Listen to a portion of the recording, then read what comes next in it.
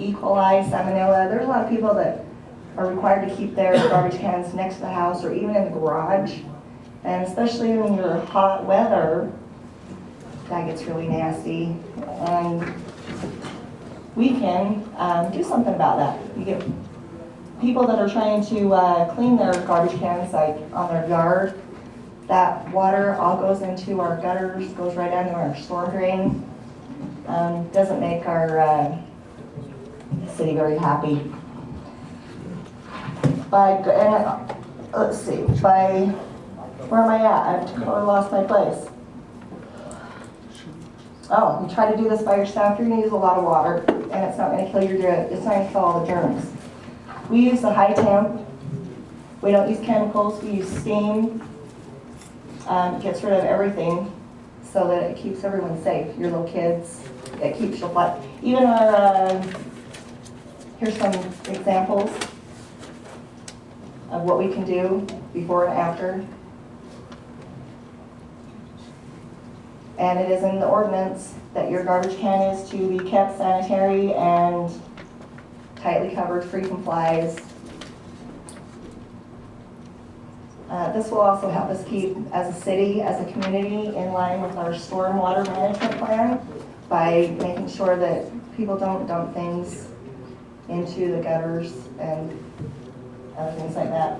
We do believe that this will be a very good service for the city community and to keep us clean and within line with what we're required to do. Anybody have any questions? Nope. No? Are you done? Are you done? Let me make sure. Yes, that's my last one. What was your whole intent here? Just to let us know about your business, or? Well, we want to partner. Yeah, we were wanting to partner with the Payson City to have this as a regular thing that's done every year. It'd be twice per year at a cost of under $3 per month for every citizen that wanted to opt in or opt out.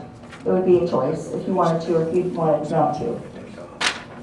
But it'd be under $3 for 2 cleanings per year, which would help us as a community. Well done. You look like you So, if it's opt-out, is there like a percentage of households that you would need for it to work? I guess I don't mind giving citizens a choice, but we've got so many things, as you'll see later on in the agenda today, that we have to pay for, that I don't know that this is something that I would be in favor of. I think it's a good thing. Mm-hmm. I guess I have a recommendation is that I would hit up the high schools.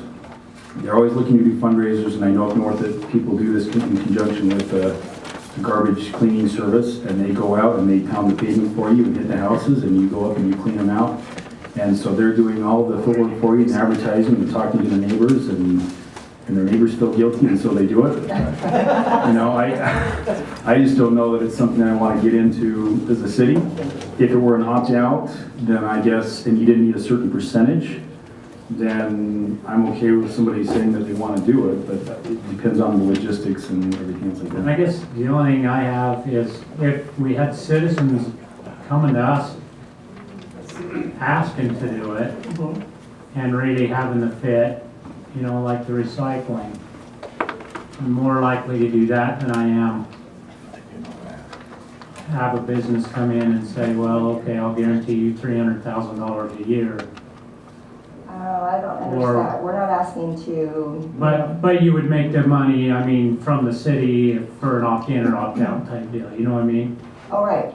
Right. So the city also would make a revenue as well.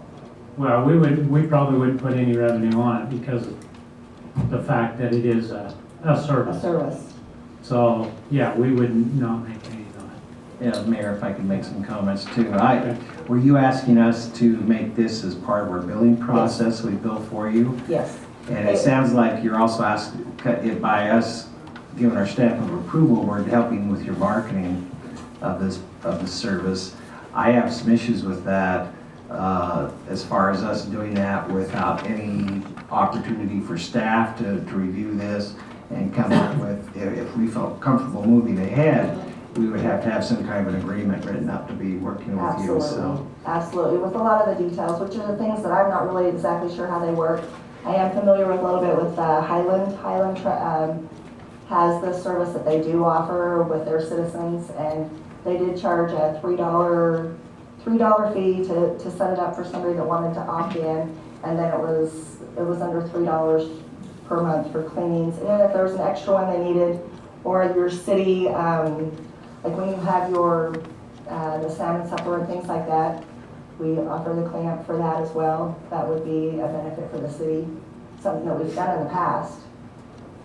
Yeah, I guess my concern, I'm with Councilman Welton. I don't have a problem with offering the service other than we are semi-endorsing your service. And I would also say, okay, if we wanted to pass this along to our citizens, we should open this up to competition to anybody that would want to do that. And so I'd say it's premature for the council to make any kind of a decision in this regard. I'd just like for you to, take it in as a request, and maybe if you needed more information, we could sit down and discuss it further. Okay. Yeah, and I would probably say just work with staff on it and see where it goes from there. I'm not exactly sure what you mean by that. Well, they have to do their due diligence and then get us the information, and then Right. once they get that, then they have all kinds of contracts, ordinances we have to deal with, and then they have to get other bids, and then after that, then we all have to get information on it, and then we have to have that at least a week and a half early in their packets. Right. And so, yeah, there's a lot to do there, so. Anyways, it just kind of depends if Kent and the staff feels like that we want to go down that road, then we'll look at it some more, or if not, then if we don't feel like it's feasible, I'm sure they'll talk with each one of us, and That'd be great. then we'll kind of go that route. Okay. So, That's all I and have. then if that's the case, then what we would do is put you back on the agenda, but we would all have information on it. Because like tonight, we were just kind of like, Yeah, I was the same way. I wasn't exactly sure what I was Yeah. doing, and it was just kind of here, let's do it. And so I do apologize. Is there a contact name or something I can give? I just get hold of Dave, and Dave can, Dave, you got Yeah. it for me? and then Dave can guide you wherever we need to go. Okay. Whether that be through Kent or Travis or whoever. Perfect. Okay? Hit up Councilman Phillips' stepbrother, he probably washes his trash can at least once a month.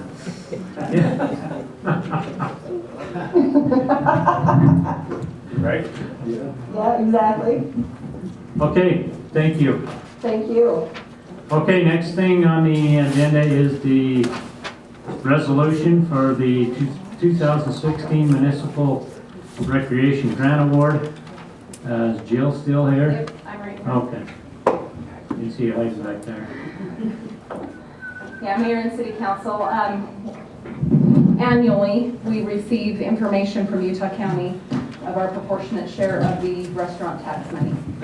And so that money can go towards tourism, recreation, convention facilities, there's a list, but it basically all centers around tourism and recreation.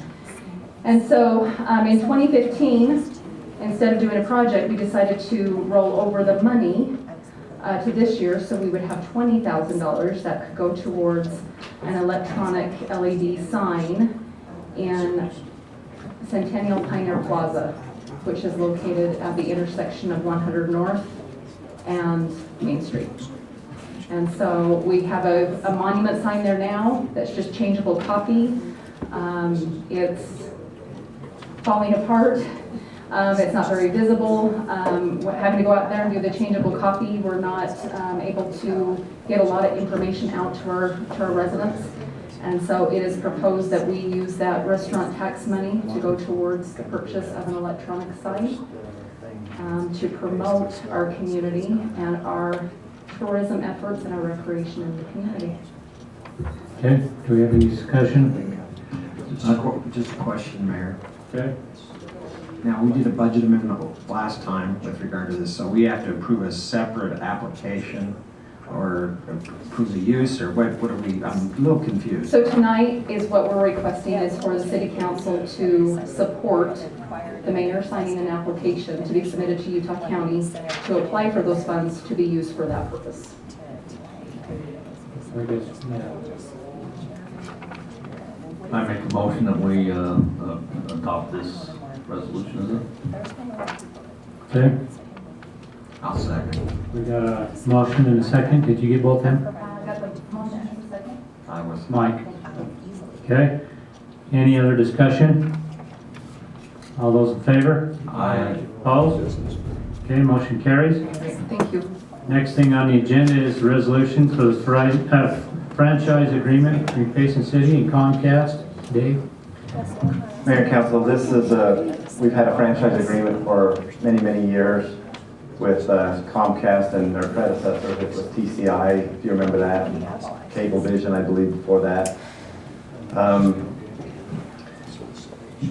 They're asking that this be renewed. It expired, but it continues, you know, year to year or whatever, but they're asking for a new franchise agreement to be installed. One of the reasons we're interested in doing that is so that we can get on channel 17 of Comcast in addition to the YouTube channel here, and maybe have more public involvement with viewing the council meetings. So we've gone through the agreement.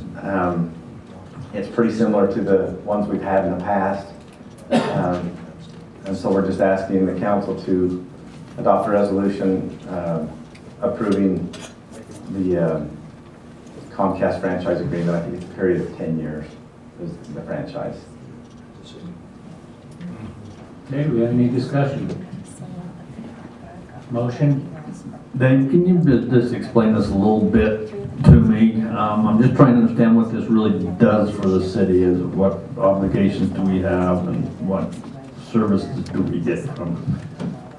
Well, the service that we're looking at now is to have access to their public channel. That's basically. But basically what a franchise is that we allow, and it's a non-exclusive, we allow a cable company to come in. They're able to use the public rights of way to put their infrastructure equipment in and utilize those public infrastructures to run their business. It kind of puts all of the similar cable, if another cable company wanted to come in, we probably grant them a franchise to allow them to compete and utilize the service in the city. So right now Comcast, they do pay a pole attachment agreement or fee for the poles they use. They can use, same with CenturyLink, same with Utopia. They all can use the infrastructure and the public rights of way, and they pay for that service. But it just gives them a right to come in and utilize and compete within our city. There is an individual from Comcast here. If you have any questions for him, Kurt Nord, he's been the one I've been working with. So if you have any specifics for Comcast, he's here. Thanks for explaining that. Okay, any other discussion? No discussion. I'll make a motion that we adopt the resolution granting Comcast a franchise agreement with Payson City. Okay, we have a motion and a second by Doug. Any other discussion? All those in favor? Aye. Opposed? Okay, motion carries. Next thing is a resolution to notify Utah County Commission of the city of Payson's intent to submit an opinion question to the Payson City residents regarding recreation, arts, and parks tax, RAP tax. Dave? So at our budget retreat, when we got together on Saturday, that was thrown out as maybe we could look at, they call it RAP tax, or there's different acronyms, but it's arts, recreation, parks. In your packet, I put a list of things that we could use those funds to improve our parks, the trail system, the petite neat, the cemetery. It's a revenue stream. It would have to be voted on by the public at the next election in November. This step is the first step the council has to send Utah County saying we're looking at imposing an arts and recreation tax. We want to be able to put it on the ballot. So the county has to say, yeah, that's okay. Because the county has to decide, are we going to do it as a county, or if not, then we can allow the cities. I don't think the county is going to want to do it because Provo City is now an active one, American Fork City, Orem, several cities in Utah County has done their own because Utah County is not doing it countywide. So, but we have to file a resolution saying our intent that we're looking at it. Just wanted to make sure the council, if you want to go down that road, Sarah talked to the State Tax Commission. They sent kind of an estimated revenue that we would get if that were imposed, if the citizens voted for that. It'd be about $180,000 a year. The RAP tax goes for a period of 10 years, and then it has to be voted on again by the public. And so it's a 10-year thing. Like I say, there's certain projects that we can use the money for. Some cities, they have kind of an application process. So if there's private, like the U-ish, if there's private arts, they can submit an application, and if the council feels like it's a good project, they could appropriate some of that money for that purpose. So those are some of the advantages. The other thing is, I think something to look at is your, and we have to get this out in the citizens. We were hoping to get some committees like the Petite Meat Committee, or maybe the Pool Enclosure Committee, some of those, and Lions Club, Kiwanis Club could help just give information and education on what this does. It's 1%. It generates 1 cent per $10 spent in the retail. And it's based on sales tax. One of the advantages, I guess, of that is anybody that shops in Payson, whether they're a resident or not, helps contribute to this. So it's just not all on the backs of the Payson citizens. It's those that shop here and spend. It's 1% of the sales tax, part of 1%. So anyway, it's just another revenue source to dedicate directly to parks, arts, recreation, those type of items. And it's non-grocery items. So it's not like if you get your groceries, you're getting taxed. It's non-grocery items. It's non-grocery, so it'd be like people buy things at Walmart from out of town and in town. It hits everybody that purchases things that are non-grocery. That's where you get the funds that help fund these things. So we're just before you the first to say if you're in favor of pursuing this, we have to pass this resolution, send it to the county. They have to get back with us. And then when it gets on the ballot, then we have to put information out. Hopefully that we can educate the citizens that this might be a good thing for our community.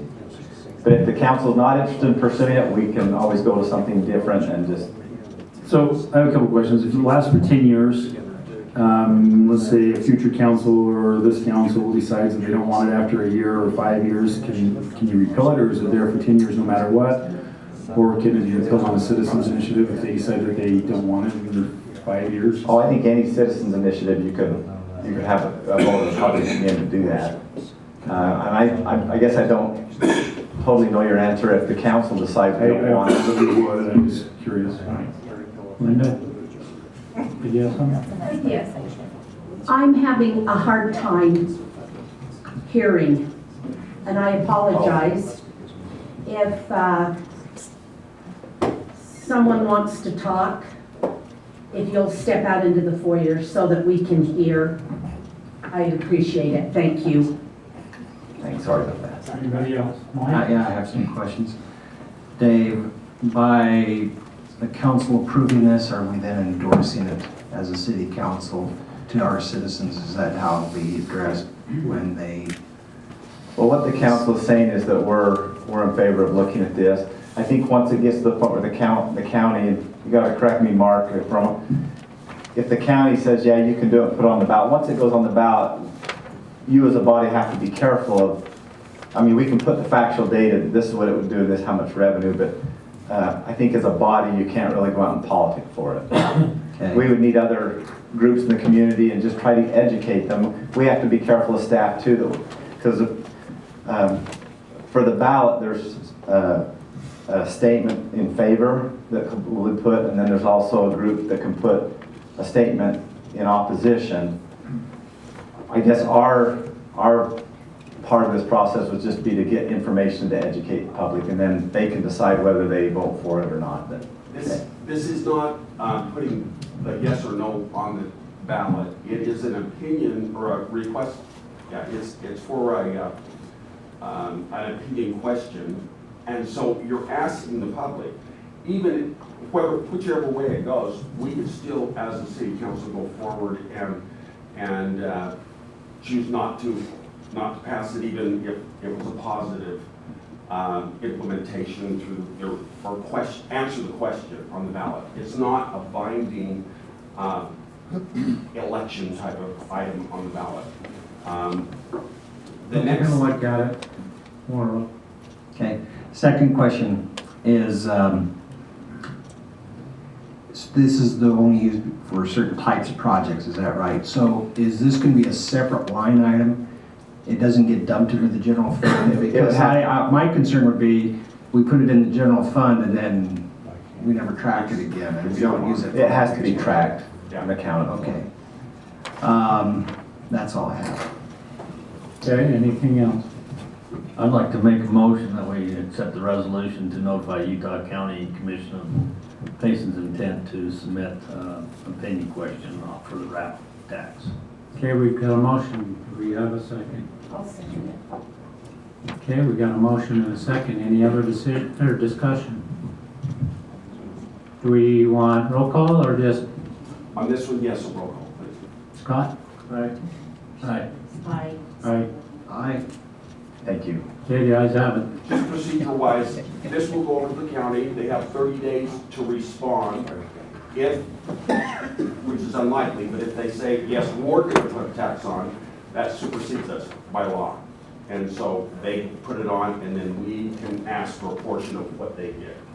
But more likely than not, they will respond back with a resolution from their county council to us saying, we're not going to take action, you can go forward. Then we have other steps by way of resolution. So you'll see it again before any other action is taken. You'll see it in another resolution form proposing to go forward and put it on the ballot. This is just in going through the steps preliminary to that. We have examples. Staff has gathered some examples of pamphlets and things like that other cities have used for this same tax. We'll get those out so that people can take a look at it and decide how we want to work with that. But you'll see it again as we move down the calendar. Okay. Next thing on the agenda, do we have a motion to go into public hearing? So moved. Got a motion? We have a second? That was Mike. Second. We have a second by Doug. All those in favor? Aye. Opposed? Okay, we are now in the public hearing. We'll turn it over to Jill for an ordinance for the business park zone change. And after that, we will open it up to the public. Okay, Mayor and City Council, I do have a short presentation, and then as the Mayor mentioned, it is a public hearing. So just as a little overview, the general area of the business park is included in the yellow on this map. That was actually, the yellow actually indicates the boundaries of the economic development area, or the EDA, that was created back in the mid-90s to receive tax increment to help finance the improvements in the business park. So the roadways, the infrastructure, the backbone of the infrastructure in the business park. So the EDA has expired. We are no longer receiving tax increment from those properties for those improvements. Along with the EDA process, there were CCNRs. It's called a master declaration. CCNRs that were actually recorded against the properties that indicated what the process was to actually develop the land, the uses, the types of landscaping, building materials. There's a full range of development items listed in that. There's been some challenges with processing applications in the business park because of some of those processes listed in the master declaration. So now that the EDA has expired, this City Council did direct staff to start looking at some different options, seeing how we can change those CCNRs, we can relax the standards a little bit, possibly look at creating a new zoning district for the business park, so there isn't the conflict of I-1 industrial zoning here and I-1 industrial zoning there, but the uses and the type of product that is built in there are completely different. And that's been some of the challenge that staff has had over the years is if you're on one side of the road, you have to have all masonry buildings and you have to have planter areas and, you know, just enhance aesthetics. But then on the other side of the road, you could have an auto repair shop with outdoor storage. And so we did look at creating a new zone, which is referred to as the Business Park Development Zone, was adopted by the City Council in November of last year. And so taking the necessary steps, the next one would be to propose a zone change to the boundaries of the Business Park from the I-1 Industrial Zone to the BPD Business Park Development Zone. So with that, just a little overview of that new zoning district. We did expand the land uses that would be allowed in the business park. We simplified the approval process. I think this is on the next slide. This is just some of the primary differences between the two zones and with the restrictive covenants. But some of them that are quite significant is just the development process, the approval process. Currently in the park, you have to be reviewed by staff, the Business Park Commission, the Planning Commission, the City Council. So when you're thinking of incentivizing development in the business park, having to go through 5 different boards is very cumbersome and very frustrating. And so with this new zone, it would be streamlined if it is a permitted use in the zone, just as any other non-residential zone in the city. If it is permitted, then it's reviewed and approved by staff. Does not require approval from the Planning Commission or City Council. If it's conditional use, it still would have to go to the Planning Commission, City Council, but most uses are considered permitted uses in the zone.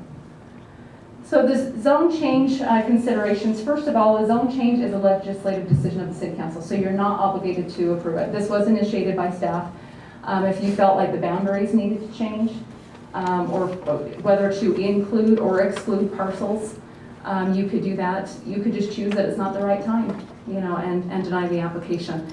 But the owner is entitled to use the property based on what the underlying zone is. So currently today, it's the I-1 zone with the restrictive covenants. If the City Council did choose to adopt this zone change, then they would have to satisfy the regulations of the BPD zone. So as far as approval process, as I mentioned, it was initiated by staff. It was forwarded to the Planning Commission for a recommendation, which they did provide following a public hearing. And then the final decision is made by the City Council following a public hearing tonight. So typically, on the boundaries here, and this is the boundaries that we had sent out in the courtesy notices to the property owners, was to exclude the residential properties. So even though the EDA included all of these properties here and came on the west side of the tracks and included these boundaries and this property here, we're proposing to shrink that between Utah Avenue and 800 South. But there was some discussion at the Planning Commission meeting to maybe reach out to some of the adjoining properties to discuss the possibility of including those in the business park zone. So that brings us to this next slide. So the other parcels to consider. So with the Planning Commission's recommendation, they recommended approval of the zone change, but wanted staff to do a little bit more work. The first one was, as we were looking at the zoning, so you've got the Mortensen parcel that's right here, just along Utah Avenue, right at the entrance of the business park. There is a single family home that's on it now. It's being used for residential purposes. It is in the I-1 zone. So it's in the industrial zone, so it's a non-conforming use. And so if the owner of that property wanted to expand, expand the house, build a detached garage, wouldn't be able to because it's non-conforming use. And so the request with that is it's currently zoned I-1, but if we're doing a rezone in the area, it is proposed that we change it to the R1A zone, which is a residential 1 acre lot zone, which would be consistent with the other residential properties along Utah Avenue in that location.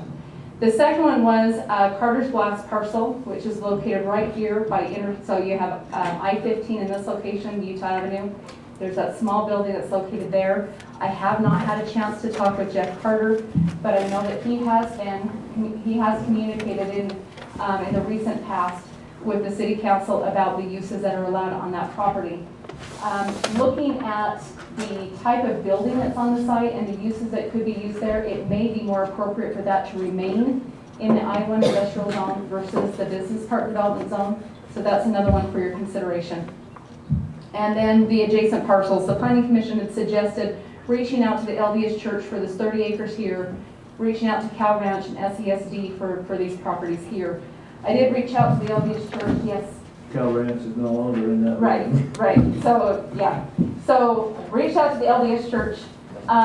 They're just using it for farming purposes. They don't have any plans to develop that property. But they said if it's something that would benefit the community, then they would entertain discussions of including that in the business park zone. And so that is something, if you felt strongly about that, if that property needed to be included, probably need to table this item at least for one more meeting so we can have that discussion with them and come back to determine whether or not that 30 acres will be there.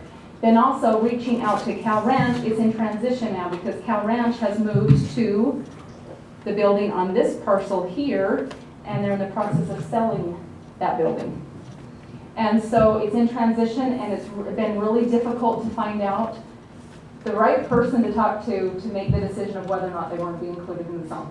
And so with that, staff does not have a decision on this parcel, and therefore we did not reach out to SESD because we didn't want to have an industrial zone in between two potential BPD zones.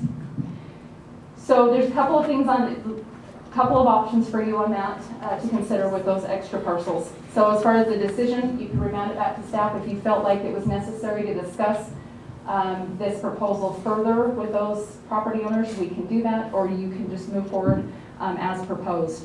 Approve as proposed, approve with modifications, or you can deny the application as this is a legislative decision of the City Council. Do you have any questions for staff before we turn it over to the public? Questions? Okay, seeing this is a public hearing, if anybody in the audience would like to come up, they're more welcome to come up to the microphone, state your name.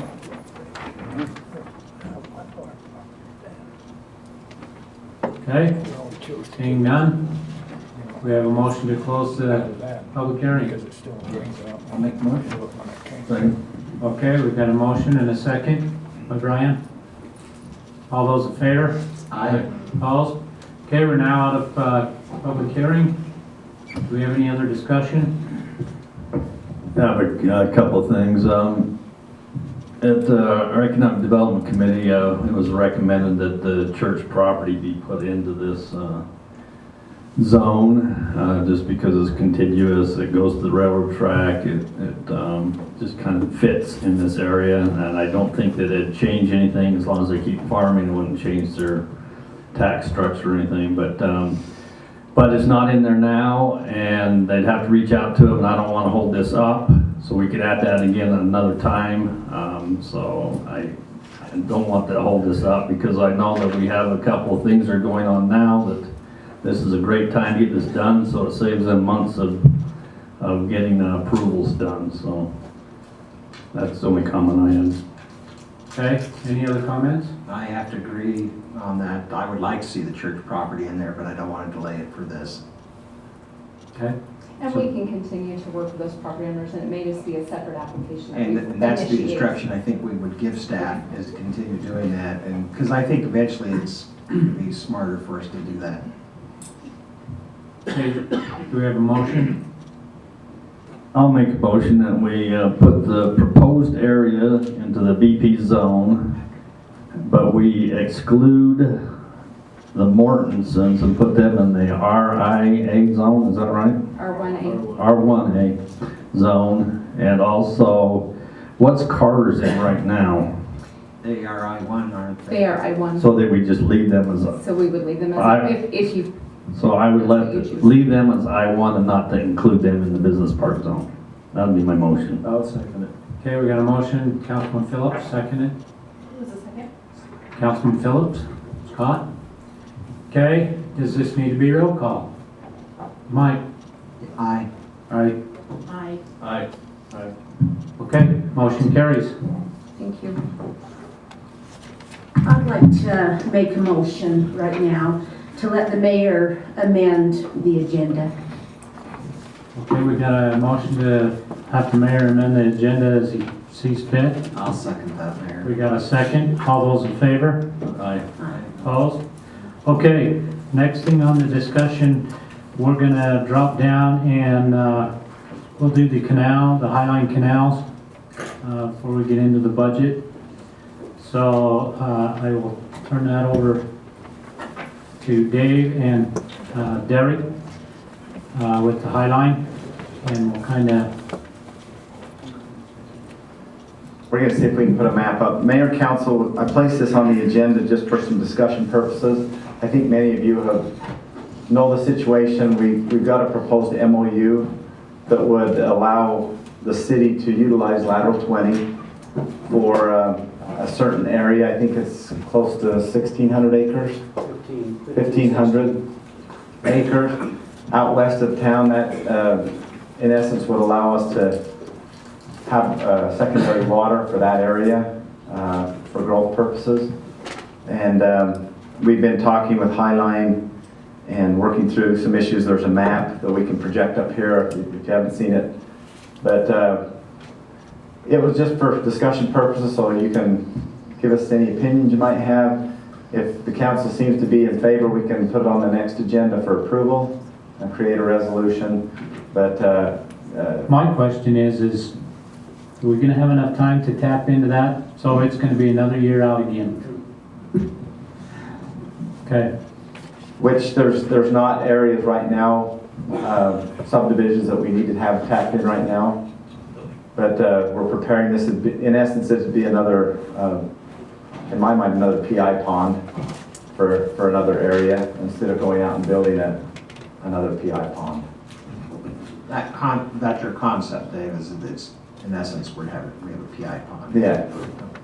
If we can't hook onto lateral 20, then we need to create another pond and put the pipeline, or I know anyway, you Piping. don't want them for, we're getting into that, so.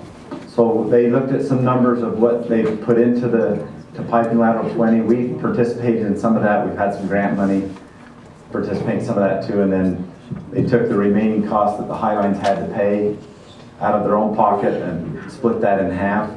And then we negotiated a little bit and came up with the $800,000 to be able to utilize and have capacity in that pipeline for the 1,500 acres.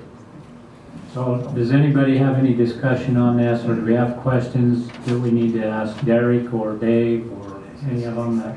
Yeah, Or do we all feel pretty comfortable with it? I have a question for Dave. Since this is a money question, do you have any ideas as staff of how this can be paid for? Well, Highline had requested, or they said that they would work with us over time, but they would like at least $400,000 of that paid up front so they can pay off their bond.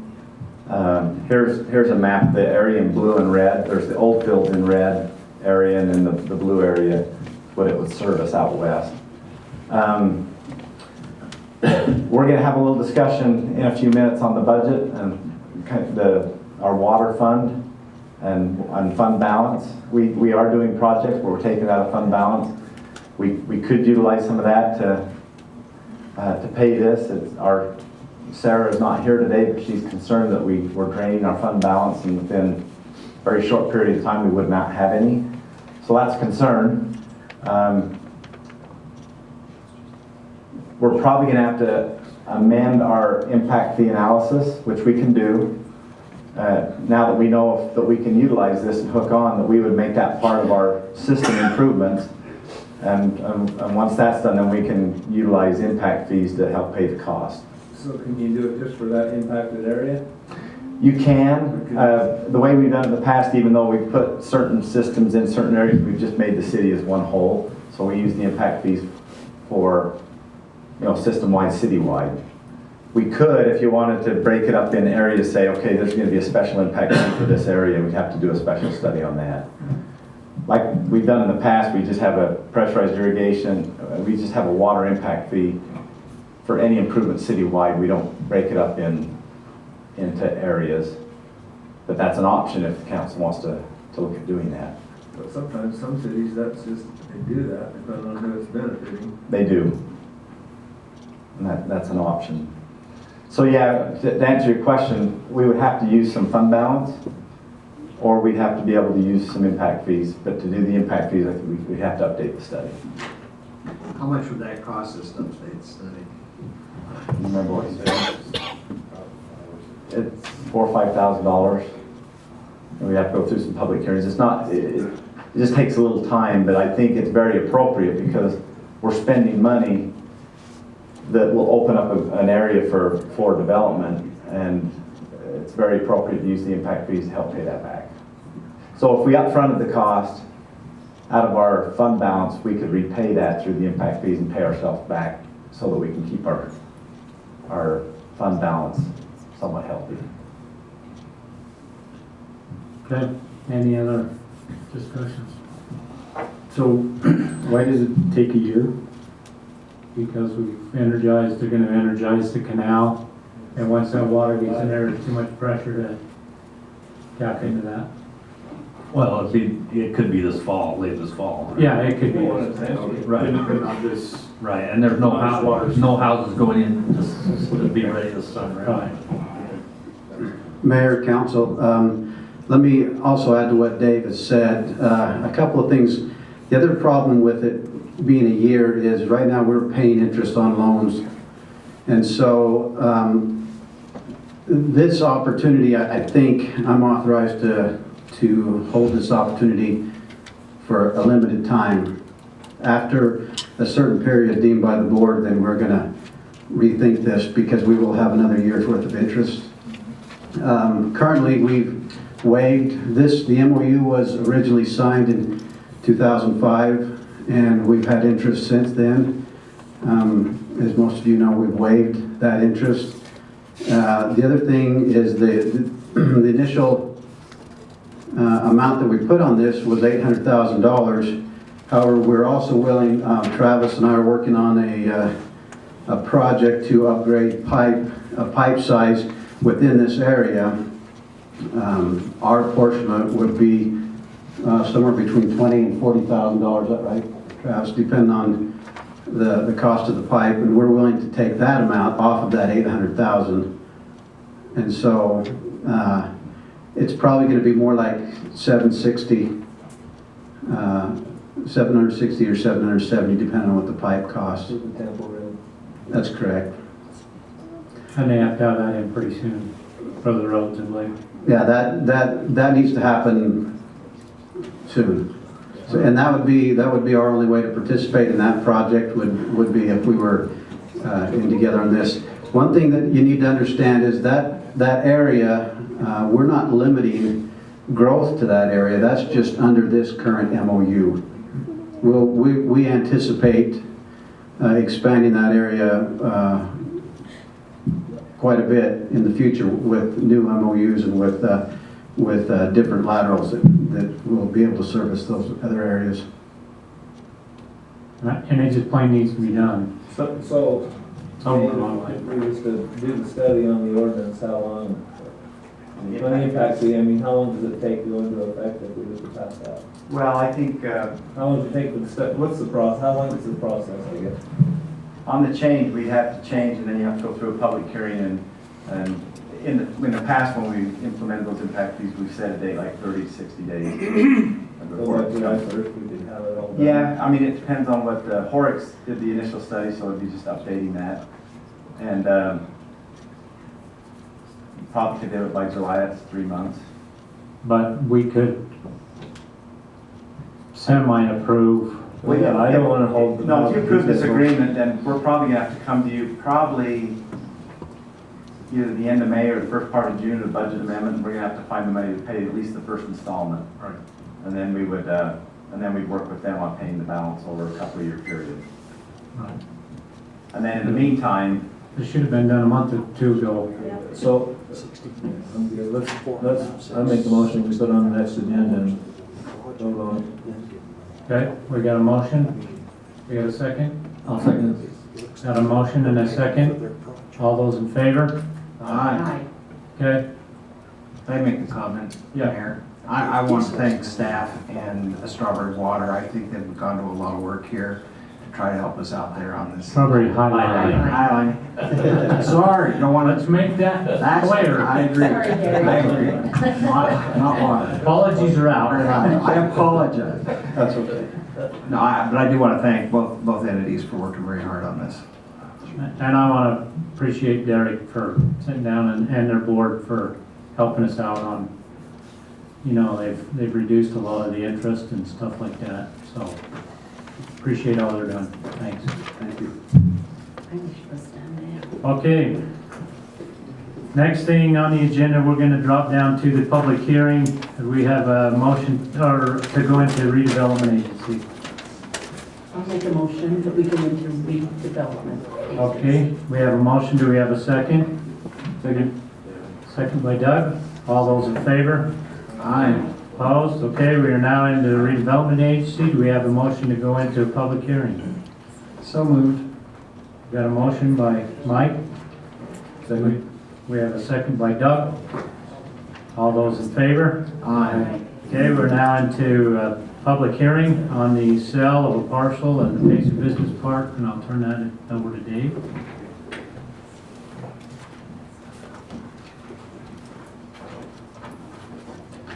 And Travis is going to try to pull that up as well. As we talked about last meeting, we had a public hearing. Under state code and under our city ordinance, if the city's proposing to dispose of anything over an acre of property, it's required that we have a public hearing, allow the public to comment if they want, and then the city council can make a determination. We do have a company, Plunder Design. They are here, some representatives here if you want to ask them some questions, but they're bursting at the seams. They're leasing a portion of they're leasing a building in the business park. It's way too small for them. They really want to build their own building. So we've been talking with them. We come back with several iterations, but we're trying to, they would like to purchase, and if you look here in the thatched area, where's the little, when we talked to the council a little bit before, and we pulled this off the county plat, but down here right to that point, just the rough estimates of that was 6.5 acres, and we talked about that. When David, our surveyor, started plotting this, it was smaller than what it looked like on the county plat, because we had to keep some public utility easement along this roadway, and so they really needed the 6.5 acres, so they're proposing, or they're asking the council if they would to include that extra 1.1 acres here. So they would like to purchase this right here. It ends up being 7 acres, and the proposal is that they would like to purchase that for $80,000 an acre for that property there. When I talked to Mr. Adams, what they would like to do is take this acreage right here, which is approximately 4 acres. That's where they want to start their building, and then either have an option or pay the remaining balance over time on this 3 acres here. So that's the proposal. If you have any questions for Abe or their people here, you can ask them questions. It is a public hearing for the public to comment. That's what we're looking at selling right here, is that part of the business park, so they can put a building up. Okay, this is a public hearing. Mayor, I'd just like to make a comment. I have some business dealings with Plunder. I just wanted to put that on the record. Okay. This is a public hearing. If we have anybody that would like to come up, you want to come up and say anything, or? I don't have anything. Nothing? Okay.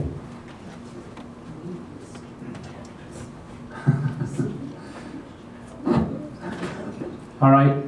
After Bertus gets done, Linda would like to meet you, so come up in where the light is. And Sure. It's too dark. I can't see.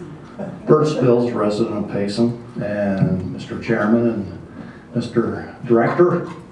I'd appreciate the opportunity to express my concern, or not concerns, but my opinions about this. I think that it's really good, from what I understand, that he's ready to build immediately. And, you know, it's a lot of property, you know, probably one building for now, but with the potential of doing more later, I imagine. I think that I'm in favor of this. I think that we need to get some things happening, some excitement happening in the business park. I think this will be a step in the right direction and to show that Payson City is business friendly and that you're willing to work with the individuals. I'd recommend that you work with, carry the payment, you know, then pay it off in increments. There's also some things from the business park bylaws that if a person bought property and they didn't build within a certain amount of time, that the city would take possession of the properties. And I think that I've seen that done once, and it left some really sour feelings with people. And that individual ended up building another building in Salt Lake, and it's done very, very well, and we could have had it in our community. But there are people that have sat on the property since the business park was established. And I think that we need to go to them and say, hey, you know, either sell and let's get somebody in there, or build. And I think that, you know, we've been very, very, very, very patient with a few people down there. Anyway, thank you. Okay, thank you. You want to just come up and introduce yourself?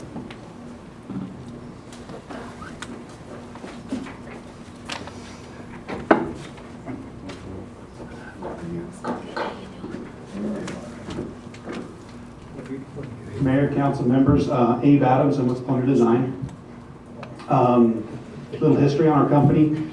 My wife started this company here in Payson approximately 8 or 9 years ago. It was started out of our garage and has grown into the company it is now.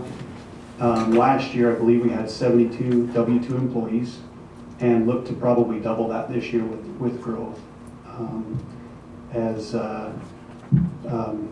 Mr. Tuckett said, we are bursting at the seams. If anybody's driven by there, we're parking out on the road. We are just, it's crazy. We're looking to lease another building to get us through this time while we build, but we're desperate to get moving and build as quickly as possible. We have commitments from our builder that can be done, and are hoping to find favor with the council and the staff to get that moving as quickly as possible. Okay, any questions? I know you have one more W employee because one of my tellers is quitting to go work for you. So. I am sorry, we've picked up a lot of great people that live in this community that are here, and it's great for Payson, it's great for our business. Lots of good people. Okay. Any other comments? Thank you.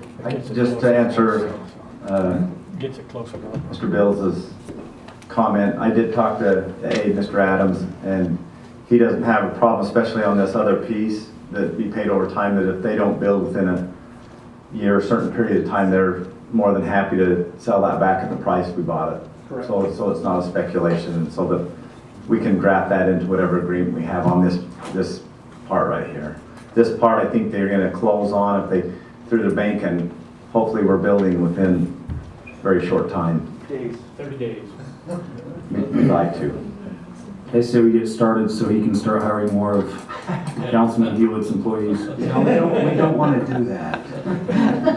So how does that work? You borrow the money from them and then you take their people? And then you make them vote for it? While I'm there, I take applications.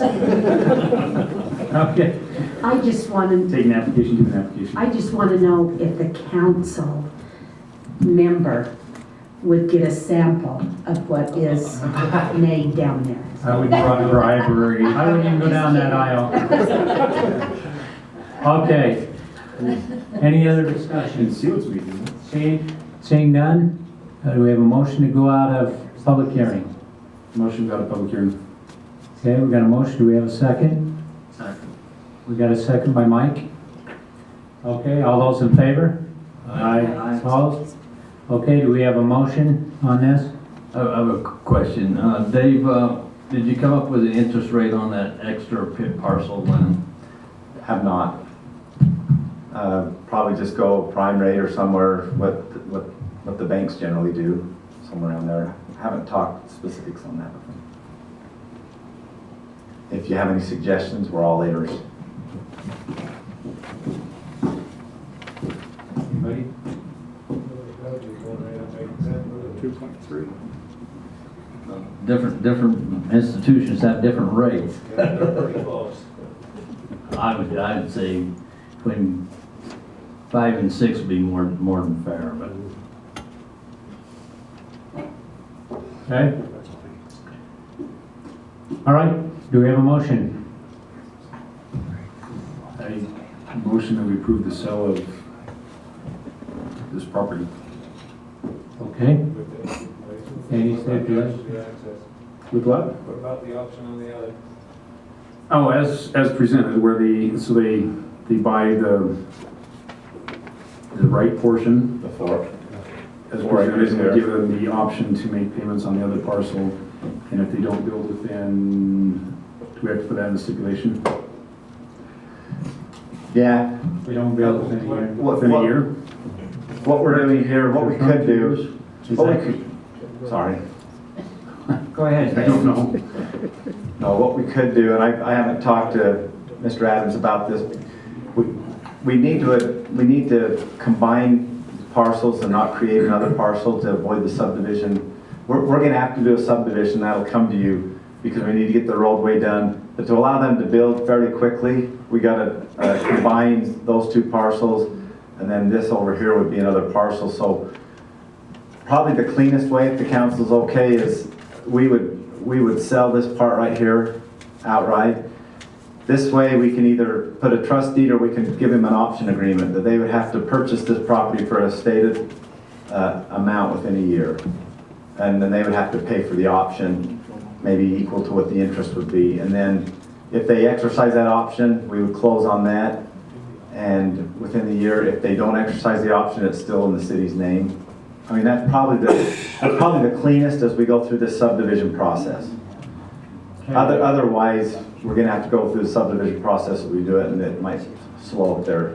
You can do that in your motion. Are you okay with just doing an option agreement for that? And Mr. Adams, you're here, if you have some concern about that. We just looked through having to do this subdivision to get it right. We don't want to hold you guys up.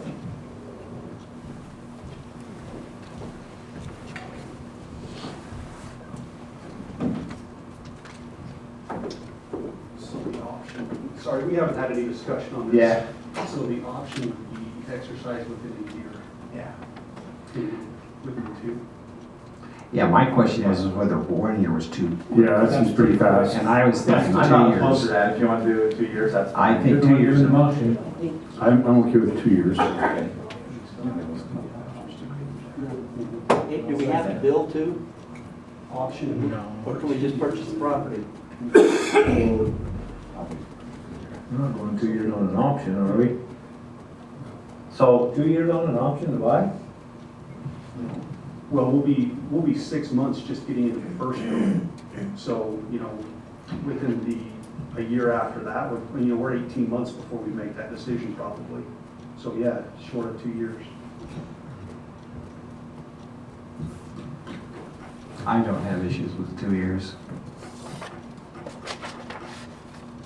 But You you're still gonna got set the that. market value now? what's that? You're gonna set the market value and the interest rate prior They'll be to. making payments. We'll be paying interest. We would need to set the sale price. And we would need to have an option payment, a payment to pay for the option to keep it. Okay, we got a motion on the table And I'll second it. that is not quite all the way through. So, I don't know if I have the complete motion. All I have is. I don't know if I do either. Motion by Director Welton to approve sale of the property as presented for the 4 acres, is that right? And to give an option agreement for the other property for 2 years to buy and another year to build? no, just 2 years. Just 2 years. 2 years to,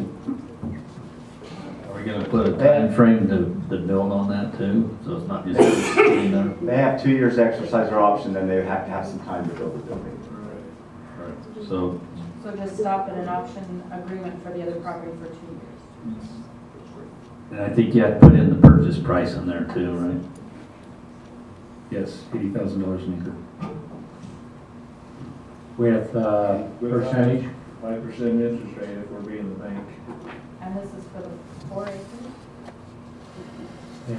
With a 5%. For the option, right? Option piece.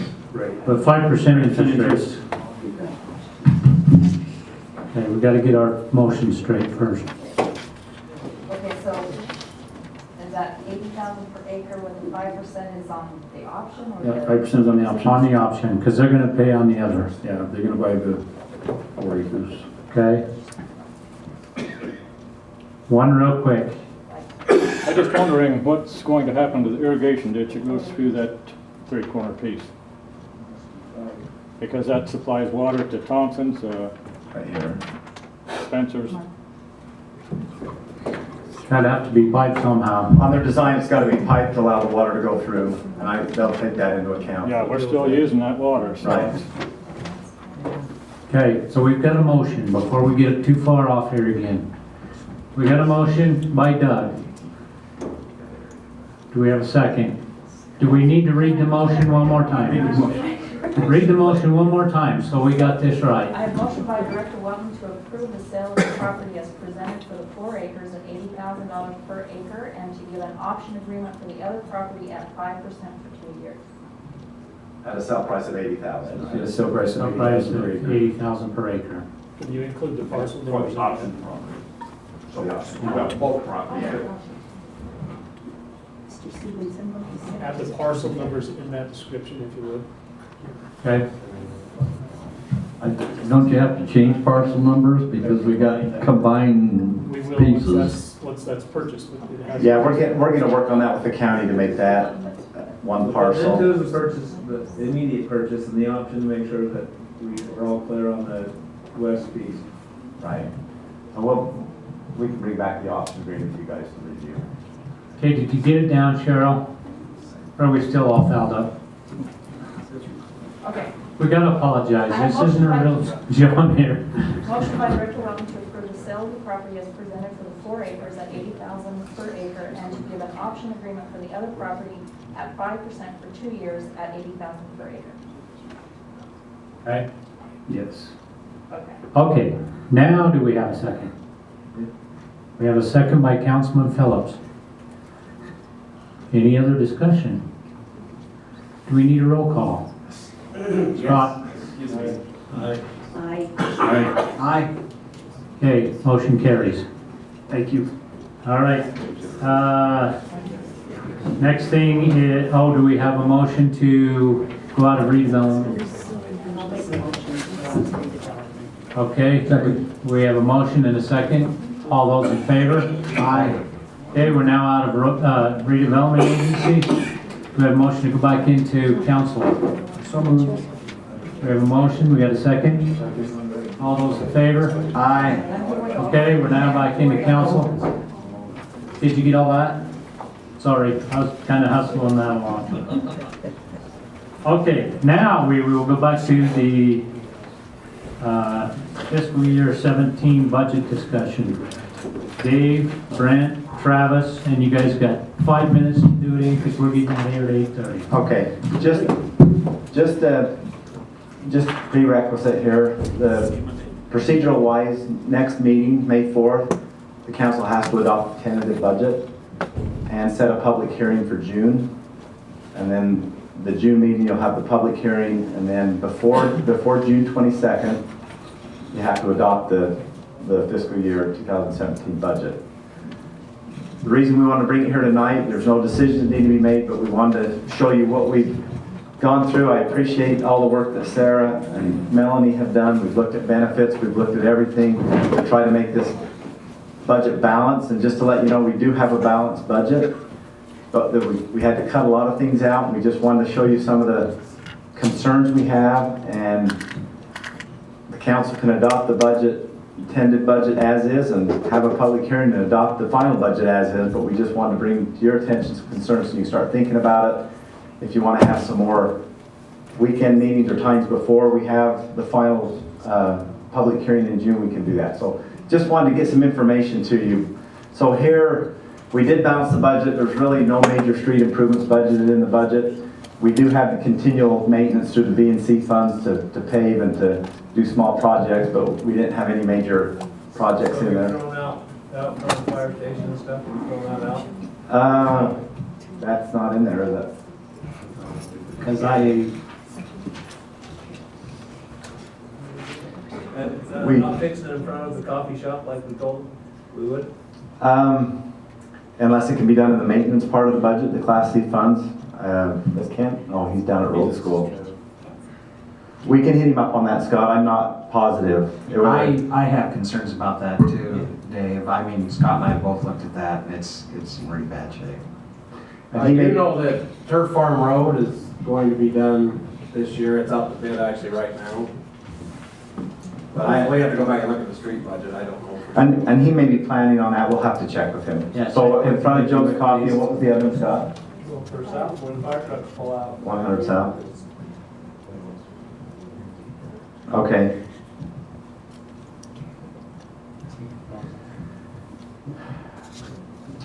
We cut out all the requests for employees, except we did leave one in there for development services, planning and zoning. And we want to combine that with a recorder so that we could free up Sarah's time to focus more with the finances. And so we left that in there. We did look at health insurance benefits, the proposal. We haven't even talked to the employees yet. We're planning on having a meeting, but the proposal is to increase our deductible on our health insurance from $500 to $750 to save some premium. We are proposing that the employees would have to pay a percent higher on what they pay out of their pocket. 1%? 1% from 6 to 7% as far as coming out of their pocket. We did remove the water tender from the fire department. We removed some of the cemetery projects, the slip curb, the asphalt around the building, and the upgrade to the cemetery building. We removed some of the memorial park upgrades. Whatever happened on cemetery improvements with the perpetual fund? Well, you made that change from the 50 to 75%, so. Yeah, I know, but you was gonna check through the state to be able to use some money. We changed the percentage so that we could put more money in the cemetery fund. But it's what you could use the money for. Under the perpetual care. There was the fund that we talked about, I don't know, 6 months ago, talked about we were gonna check, you and Mark were gonna check with the state, to see if. I can go through that with you. It indicates that if we abandon what the perpetual fund is designed for, then it goes back into the general fund. Well, that's where we talked about repairing the maintenance shed, that kind of stuff. I'm not saying, projects that are pertinent to the cemetery. Right. I think what we found out is if we keep the perpetual fund, that's why we came back, instead of doing away with the perpetual fund, we lowered the percentage so we can have more into the cemetery. But that 25% that goes into perpetual care, we can only use the interest on that. But it can go toward those projects. But it's not a lot of money. That's why we wanted to lower that, because then we could put a greater portion into the maintenance and not have this. She's asking about the piece that we lowered it from, that extra, is that gonna go back into the cemetery? Yeah, it is. And Mark was here. I think we bump up our projections on revenue based on that 75%? Yeah, it's something. Yeah. So we will use the money we get to those projects. But we had to cut some of those to make it balance, to get them done. Again, Mayor, you're on a timeline. So these are some of the things Sarah prepared. These are just our projected revenues and expenditures. I don't know if we need to go into detail on these. You can take a look at all these. These are our proposed budgets for each line item. When Sarah was hired, that's one thing the mayor made a point of, is that our budget's too hard to understand, and make it easier. So she's been working really hard to make it more simple on just a line item and not all the detail. And so these are some of the line items for the different departments. These are some of our challenges, and you know, we still have streets that need a lot of care. You heard some of that tonight. Our swimming pool usage is declining. Then why are we wanting to put a cover on it? Well, Why is it going down, I guess? For the decline, I think a couple of things. Is it getting too busy and people decide not to come? I don't. No, I don't think it's a too busy thing. I think a couple things. Nephi improved their pool a few years ago. Provo, of course, built their rec center. And I knew people in Provo that would come here that even worked for Provo Rec. And then the Seven Peaks program that they put together where they sell an annual pass to their pool at a very low rate, including Trafalgar and some other amenities. And $20 is really cutting. It's just that I think the Provo Rec Center, I think, put a big dent into that. But we talked to Spanish Fork. Carl talked to Spanish Fork about what they were planning on doing, and they're planning on lowering their fees a little bit, try to get more. We can't even cover the bond payment with what we're doing, so I don't know if we want to lower the fees, but it's a concern. It's an obligation we have to pay. You know, the needs of curb and gutters, their staffing needs, there's the wage and benefits that we've talked about in the past, the 3-year period to try to get the wages and benefits up. We're not proposing anything this budget year. I'm a little worried about that, but you know, we'll address that next year, as we told the council we would. Storm drain, the sewer treatment plant upgrade still ongoing. We're still got to get that in the works for the new requirements that come in. And water. So we're going to focus a little bit on water, but it's not a pretty picture. Some of the analysis that Sarah did, and maybe I'll turn it over to Travis. I've done too much talking. You want to talk about it? Sure. Same old story. That Tomplin's the same old story. As you know, the infrastructure we have is old and it's dilapidated. It leaks like a sieve. We lose hundreds of millions of gallons a year into the ground. We did our impact fee report last year, and it obviously detailed some projects, but there's other ones. I mean, we could add hundreds to the list if we wanted to, but the PI system was designed for, you know, about 9,000 people, and it, other than adding on to it for growth, it never has been upsized or anything. And then, of course, debt's always the issue with that. So I won't spend a lot of time on these. You can look at them, but this is just based on current needs and our impact fee report. These are projects that we put in our 5-year plan. So this would have been projects we would wanted to have done this next budget year. You know, if you want to spend time on them, we can, but I'll just kind of go through these. That would be the year after that. I mean, you can see that. So on that last one, are you doing them or not? We'll get to that. We'll get to that. This was what we wanted to do. So you can see that was 1.6 million and almost $1 million in impact fee projects. This one, the year after that, was 3.2 and 1.5, and then, like I said, it just gets higher and higher.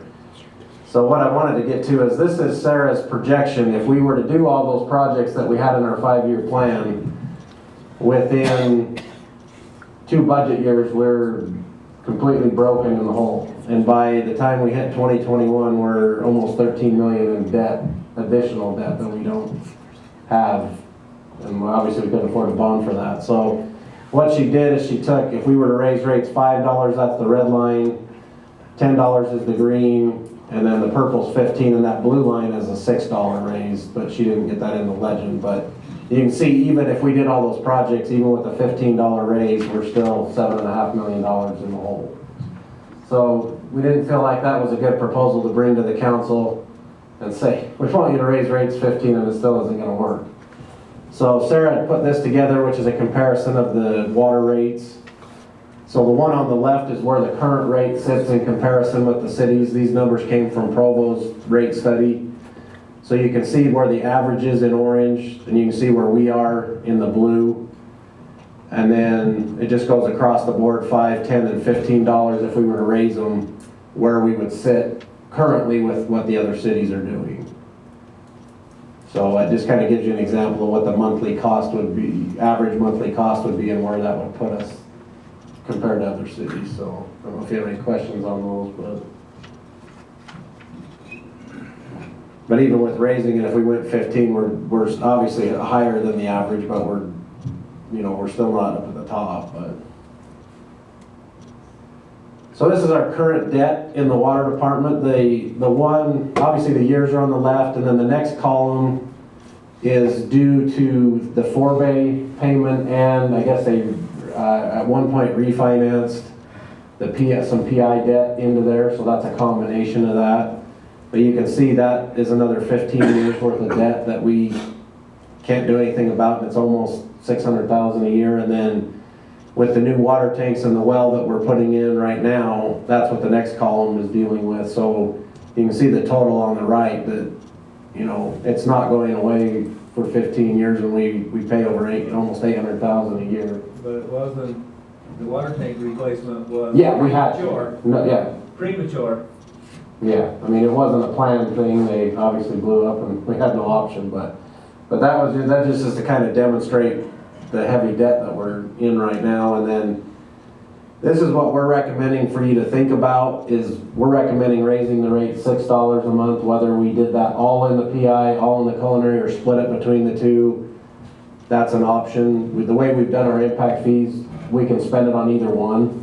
We might as well just do away with that pie in the sky CPI rate increase that we come up with years. It was gonna solve the problem. It solved nothing.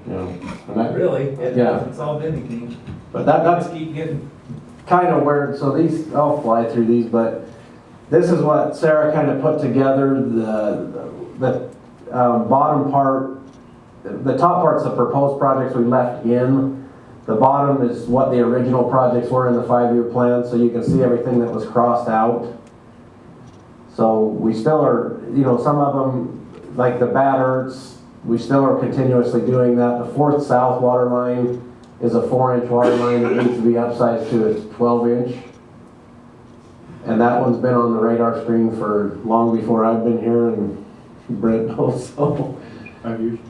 The Temkin fire flow we're working on, we're trying to figure out if it's just Temkin or if there's other issues down in the business park area. If there is, then we're gonna have to look at another option, but that's the quote that we got from Temkin's fire engineer, trying to get them a booster pump to get there so they can meet fire flow. Brent can speak up if I say anything wrong, but that was done like 20 years ago, so none of us know exactly how that pressure and fire flow were determined at that point, or if there was PRVs that were broken. I don't know, but they're not meeting their fire flow, so if they had a fire, their fire flow system and sprinkler system wouldn't put it out probably. Dave, I have a quick question for you on the Temkin one. Can RDA funds be used for that since it was in that area at the time? Because we're gonna have some RDA funds. Possibly.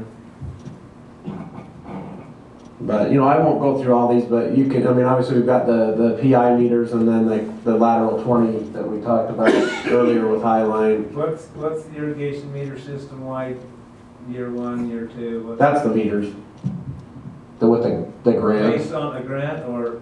Well, half of that is the grant. So that's the $300,000 grant that we have this year to use, plus, the match that we would have. So that's in the next 4 years worth of data. So that obviously all these are kind of the same. We went through and we tried to prioritize. They all need to be done, but we had to cut some out. There was just no way to fund $3.2 million a year of projects. But you can see it got to the 3rd year, we cut it down to just doing the lateral 20 payment and the meters, and cut everything else. Same in the next year, and then in the last year, we did leave some of the impact fee projects in, but no current efficiency ones were left in there. What's the Sunny Hill Circle one? What's that one. Just resurfaced the road. Replacement impact fee? I will find that. That is replace approximately 500 feet of 4-inch water line with 8-inch line to meet fire, because we don't meet fire flow in that area. And I'm good with that, but it's just got recently paid. I understand that, but unfortunately, we did the impact fee study after we paid that, so. No, I don't know if anyone knew that that was a fault until we did the modeling of it, so. So that's the importance of master plans, even though we can't really afford to do the master plans and we can't afford to implement them. But that's part of the problem we get into is we do a project and then we find out these problems afterwards when we model stuff, so. So these are projects that were left in the 5-year plan. Like I said, you can look through those. The left, it tells you if it's a PI or culinary plan, and then of course the cost. This Sarah put together, we looked at just raising it $5 and trying to still do the projects that we left in, but that still put us in a negative by 2018. So by looking at a $6 increase, that kept us out of the negative, not by a lot, but did keep us out, and then kind of helped us go up. But like I said, a lot of projects still got kicked down the road. I don't know if you want to talk about this, Dave, or if you want me to. All solutions. Yeah, these are just other options and ideas, and you know, it's to get you guys thinking. And there's not a good answer. I know there's not a flavor to raise much of anything, but The bottom one works. sell properties, which we're trying to do, yeah. And we need to make sure that we can. I've talked to Sarah a little bit about this, but if we can get the properties that we're selling out of the business park and get it out of the RDA and just start reducing some more debt, that would be good to help, or put it towards some of these other projects. But we got to make sure that we legally can take that out of the RDA as we sell that property. It's been thrown out of transportation fee. Several cities are looking at that and implemented. I think American Fork did. Lehigh, I think, might be considering it. A couple of cities up in Salt Lake County. This telecom fee, that's probably going to be something that comes out of the rate study with the power. We've just paid the Utopia out of our electrical fees. It'd be better to have that as a line item on an electrical bill and say that this is not part of our electrical fees, because it gets lumped into the rate, and take that out and just say this is a telecom fee. That's what Provo City did. Even though they've sold it to Google, you still get a line item on Provo's utility bill saying this is their telecom fee. Once it's paid off, then it can go away. But it's really, it's been paid in Provo and it's been paid here as part of the electrical, but it's counted for us in our rates. And I pull that out just to be more transparent to say that's not part of our rates. It shouldn't be. It's just to pay that telecom fee for Utopia. The landfill punch passes comes up every once in a while. Tell me, if you got 4,000 houses and it's three punches, is that not $12,000? 3 punches, I think it's $3. Yeah, we've already whacked them in half. I know, it used to be 6. So, what is that, Travis?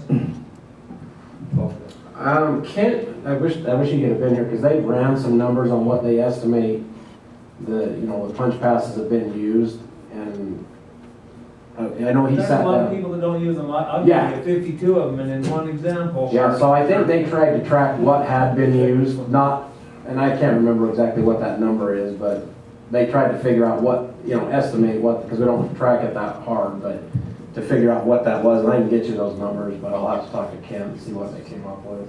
And like I say, I think a pretty low number what gets used. And it may not be a big number, it may not be worth doing that.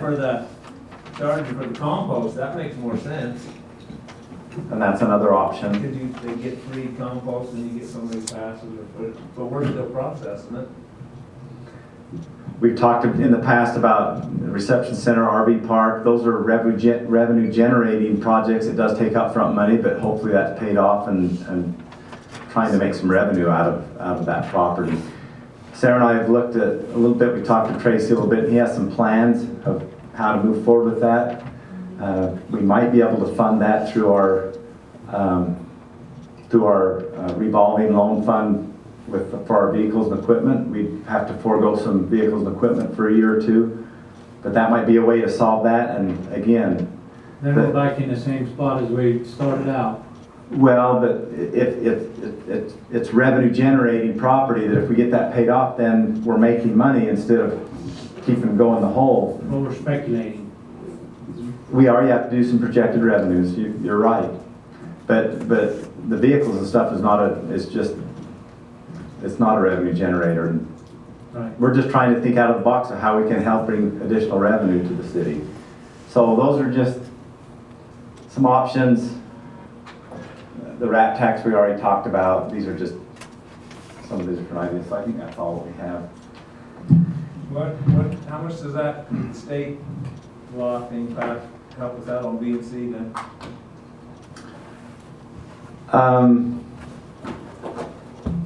We have those numbers. I think it was 100,000 or so, because we kind of estimated 50,000 because of the partial year when it came into effect in January for this year. So I think the part that did pass was closer to 100, maybe a little more than 100. The part that didn't pass, that was voted down by Utah County, that would have given us an additional 150 to 200,000. So Again, to try a new formula next year, new Can deal. leave the UTA thing out of it, it'll probably pass. That's what I'm getting I think they're looking at it. Anyway, again, it was just more for your information. We can email this stuff that Sarah just got it done Tuesday, and then she had to leave to this finance meetings. I'd like a copy. And so we can email this to you so you can go into more detail on that. But Are we not? Does council, I'd like to meet before. We're gonna have to, I would say. we've, if you want to meet before May 4th or from May 4th till a public hearing, there's things we can amend and change and have more discussions. So it just depends on your schedule. Should we do the preliminary first and then? If you want to look at your calendars to see when you could,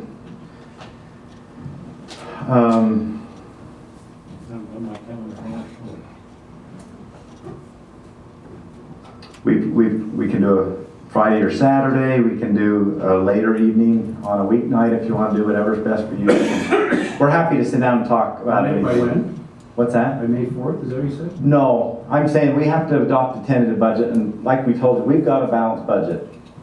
And so you can adopt that and then set a public hearing, and then any time between May 4th to June 22nd, we can meet as many times as you want. We can, the other thing, which I don't think there's a flavor to do, but last year we did the truth and taxation. Yeah, that was going to be my question. And that's in August.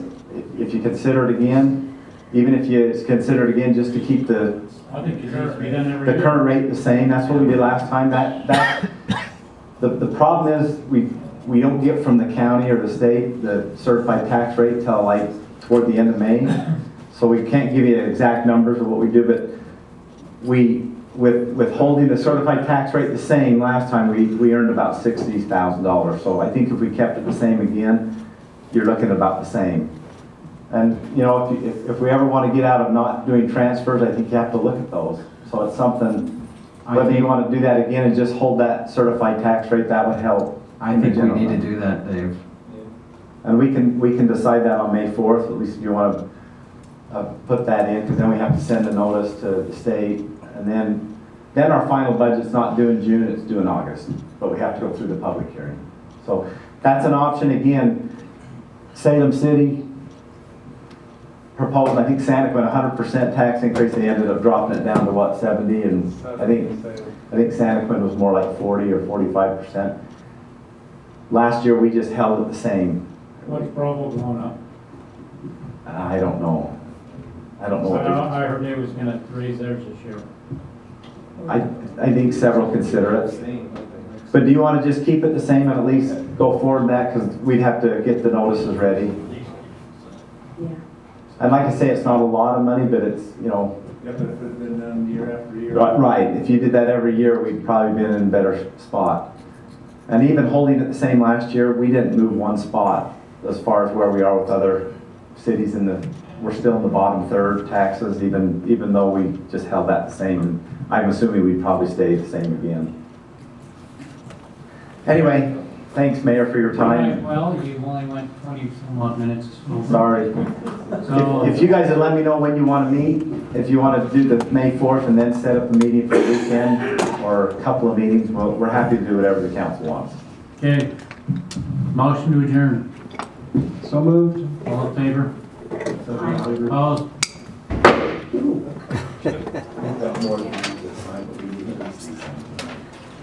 Oh, you do.